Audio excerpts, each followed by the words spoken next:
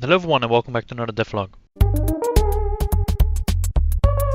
This week I want to focus on the level design and making the game feel actually playable, so you have items, the level feels alive.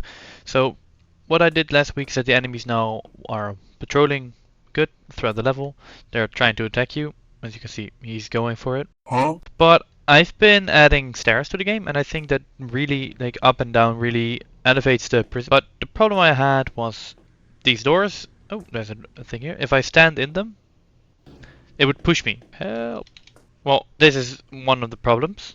I'm being pushed out of the wall. So one of the problems I had was that every time I was in a door, I would get pushed out, which is right, but then I would get pushed into or under the floor. I fix it by just limiting the height I can go by the floor level. So that means I can go up. But if there's a stair that goes down, so from this floor level down, I can't. So I have to fix that. But I think the stairs really help elevate the levels. Make it feel like an actual prison that's going up and down, left and right. I've added a money counter on the bottom left because I want the player to be able to find money throughout the level. If they go a guard, they get money, and with that money they can buy and upgrade their items. So I'm going to work on that system right now, because you at the start you get your item, and then later you want to upgrade that item or buy new items from inmates or just little shops in the wall. I've added the coins that drop from the guards. I don't know why they're acting so strange now. They're super happy or something. But if I shoot at one and he dies, he drops some coins. And with those coins, if you pick them up, you can buy items or maybe bribe a prison guard, buy items, find a shop. So yeah, I'm going to be working on that system now to actually use the money. I'm trying to add a new interactable for the doors and the shops. I kind of rewrote them. So now the door is open because the logic is on the door, so it opens when I interact. It toggles the door so it opens, and then after a while it closes with a coroutine. But with the shop, I have this little wall, and then when I press E, I want to interact with it. But I don't know what this is.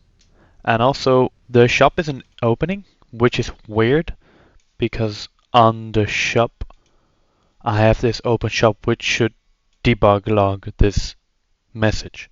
Kind of having troubles figuring this out, so I'm gonna figure this out later. Now, let's get some lunch. Okay, so we're a few days later and I'm still stuck on the shop. I'm having a hard time opening the UI while I interact with this, so now I can't interact with this, and I have no clue what this is still.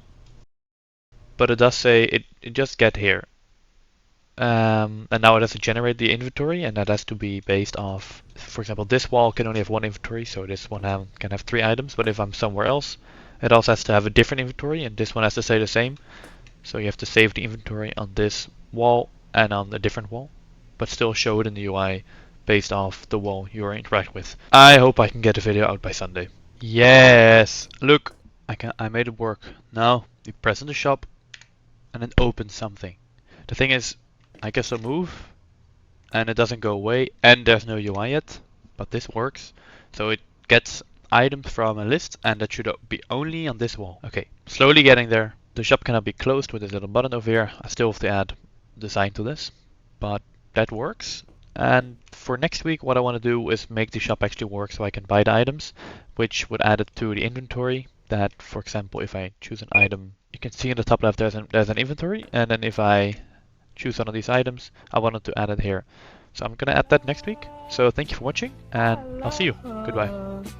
I love, I love, I love, I love, I love, I love.